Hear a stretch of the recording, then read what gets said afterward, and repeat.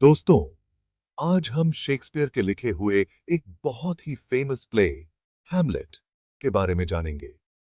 ये नाटक सदियों से लोगों के दिलों पर राज कर रहा है और इसकी कहानी आज भी उतनी ही प्रासंगिक है जितनी पहले थी। ये कहानी बहुत पुरानी है, लेकिन आज भी लोगों को बहुत पसंद आती है। हैमलेट की कहानी में हमें मानवीय भावनाओं का गहरा चित्रण देखने को मिलता है। हैमलेट डेनमार्क के राजकुमार हैं।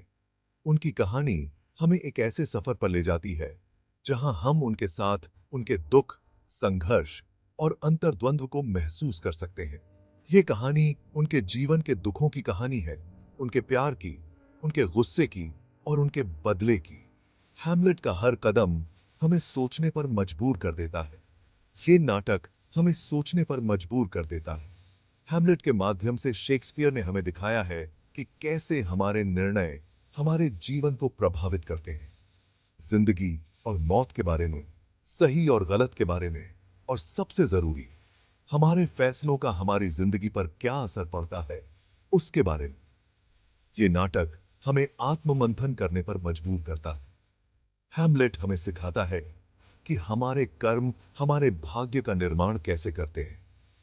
यह नाटक हमें यह भी सिखाता है कि जीवन में सही और गलत के बीच का फर्क समझना कितना महत्वपूर्ण है।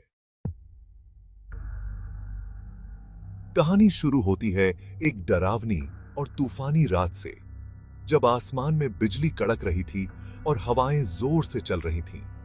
हैमलेट अपने पिता, जो कि राजा हैमलेट थे, उनकी मौत का गम मना रहे हैं। वह बहुत दुखी और अकेला महसूस कर रहे हैं। उसी रात उन्हें अपने पिता का भूत दिखाई देता है, जो एक धुंधली आकृति में प्रकट होता है। भूत उन्हें बताता है कि उनकी मौत एक हत्या थी, और यह सुनकर हैमलेट चौंक जाते हैं।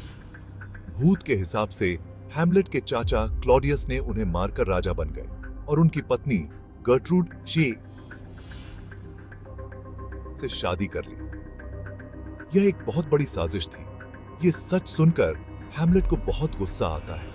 वह बदला लेने की ठान लेते हैं और अपने पिता की हत्या का बदला लेने के लिए तैयार हो जाते हैं।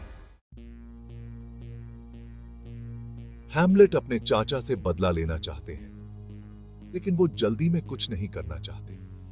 वो पहले इस हत्या का सबूत चाहते हैं, इसलिए वो पागल होने का नाटक करते हैं। ऐसा करके वो क्लॉडियस को शक से बचाना चाहते हैं। इस दौरान वो अपने विचारों और भावनाओं से जूझते रहते हैं। हैमलेट की जिंदगी में सिर्फ बदले की आग ही नहीं है। उन्हें ओफेलिया से प्यार है, लेकिन बदला लेने की उनकी चाहत उनके प्यार को भी खत्म कर देती है। हैमलेट का अजीब व्यवहार ओफेलिया को समझ नहीं आता। वो टूट जाती है और अंत में पागल होकर अपनी जान दे देती है। अपने चाचा के गुनाह का पर्दाफाश करने के लिए हैमलेट एक नाटक करवाते हैं। इस नाटक में राजा की हत्या को दिखाया जाता है। नाटक देखते समय क्लॉडियस घबरा जाता है। इससे हैमलेट को अपने पिता की हत्या का सबूत मिल जाता है।